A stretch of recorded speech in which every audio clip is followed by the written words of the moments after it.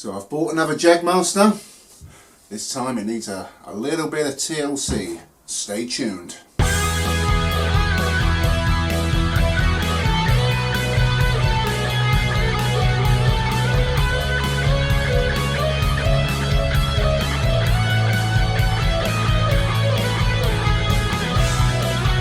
Welcome back to the Guitar Manifesto channel. Hope you're all doing well. So today I've got another project guitar laying in front of me.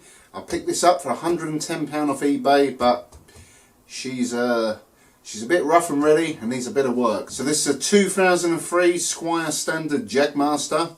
This is sort of the second incarnation of the Jagmaster. So the first incarnation was the Japanese made Vista series. They came out in the late 90s, made in Japan. This is the second one. These were made in China from about 2000 to about the middle of 2000. They changed to the Jagmaster 2. But the difference with these ones is a 25.5 inch scale.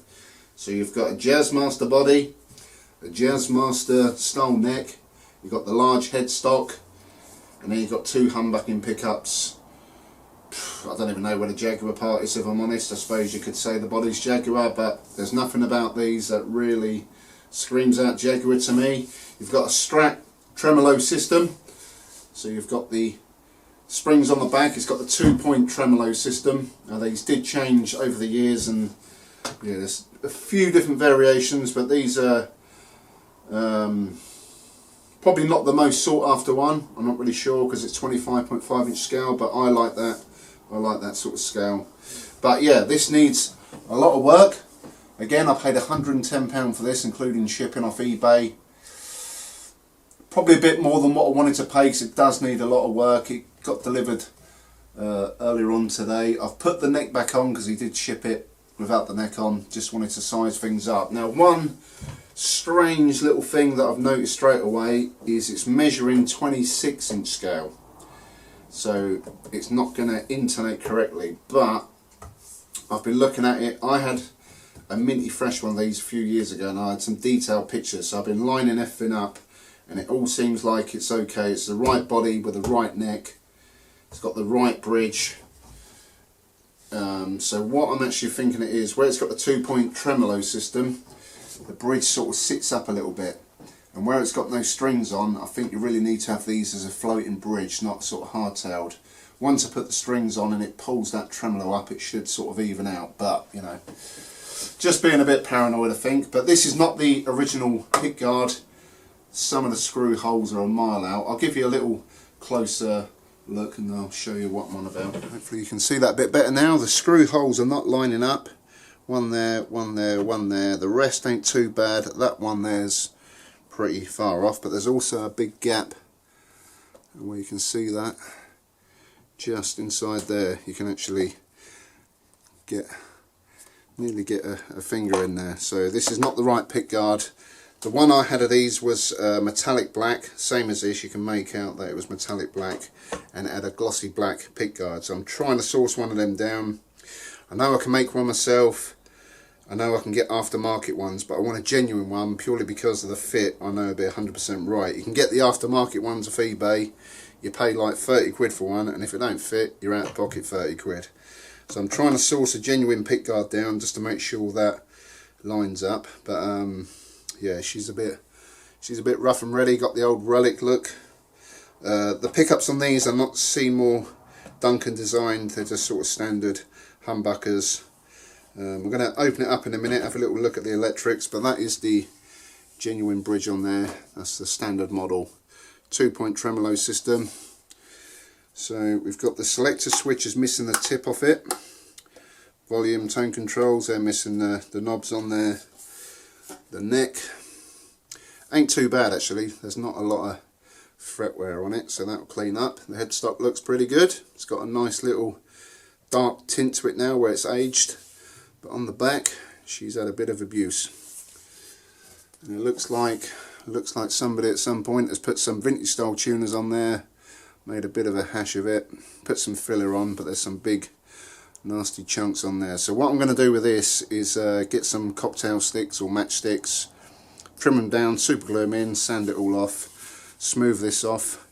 One of my subscribers, I was messaging earlier, has got a genuine set of tuners for these, so he's sorting me them out, so I'm waiting for them to come, so they'll fit in nice. So that'll be the headstock done. The neck's nice and straight, so the neck's nice and straight on it, there's no bows, so that part of it we're all good. But yeah, the body, it's not the best job done on it at all. Yeah, as you can see, it's been sanded pretty badly. Got a Van sticker there. So what I might do with it is, I've got two options. I want your input. I can either sand it back down to wood, which ain't a lot of paint left, so that won't be bad, and then I could either stain it or paint it, or I could sand it down smooth, get a much better finish on it with the proper sandpaper grades, get a nice matte smooth finish, and then I could go over with some sort of finishing oils. I got these Crimson Guitar ones, and then we could get that into the exposed wood, get it nice and sealed, get a nice sheen to it.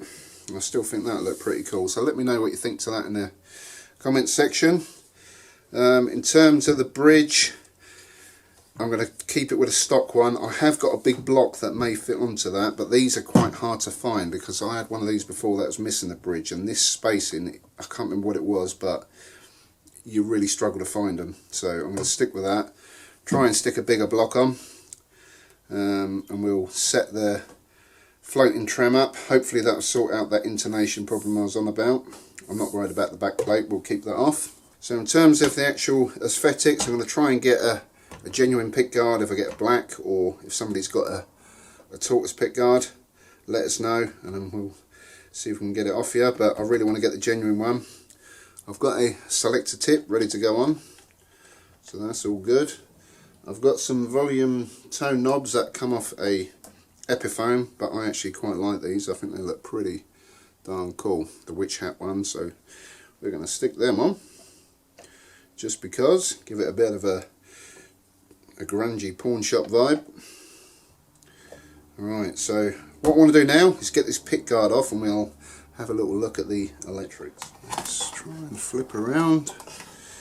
So these are routed out a bit like a swimming pool routing, so you can get a HHH set up in there if you wanted. You could also probably drop some P90s in there, but yeah, there we go. So have a quick look at the wiring. That all looks original to me. That's the original switch, original pots, original cap, original pickups. Yeah, there's no split wiring on these. So what I might do is keep it stock, quite like the standard setup on them. What I may do is upgrade that capacitor to an orange drop cap. Yeah, I will do like a full setup video on this and a build, and I will check the electrics in, so I'll keep it a surprise for now. I've also got some black strap buttons. I think they're pretty cool, two different styles. So I've got, that's the first one and that's the second one, so I might stick a set of them on. They're pretty cool. So yeah, that's what she looks like under the hood. All good, I think, but we'll test it out when I do the next video. So that's pretty much where we're at with it at the minute. I'm going to, like I say, I'm waiting for the tuners. I'm going to try and source down another pick guard. If I can't find one, I'll just stick with that for now and come back to that a little later on. I went to Whiz Beach, which is like about 10 minutes down the road for me, and I didn't realise there's a music shop down there, Whiz Beach Music Centre, and I picked up a set of 9-gauge Super Slinkies, so we're going to put them on. Yeah, that music shop is actually really cool, so I'll definitely be popping down there again soon, because he had some cool 70s like Japanese made guitars. He had some Squiers and other cool stuff, so I might try and pop a camera down there and see if we can do some videos. But yeah, let me know what you think I should do with the body, whether I should just damage limitation, sand it down properly and give it a bit of a sheen, or should we just completely sand it to bare wood, or should we sand it back down, spray it or stain it, something like that. So yeah, let me know in the comment section below, but make sure you stay tuned for some more videos. This week I've been doing the Mustang, the Squier Classic Vibe Mustang. I've painted the headstock. It is over my shoulder there. I'm just waiting for that to dry fully. before we start doing some mods and that, so be sure to check that out. So there's plenty of videos coming on the channel, loads of mods, loads of builds, that kind of thing. So if you enjoyed the video, please give it a thumbs up, make sure you subscribe to the channel, hit the notification bell, make sure you set your notifications to all, because YouTube have got a funny way of not letting people know when I drop some new videos. So yeah, also follow me on Instagram, The Guitar Manifesto, and I'll catch you all very soon. Thanks for watching. Peace.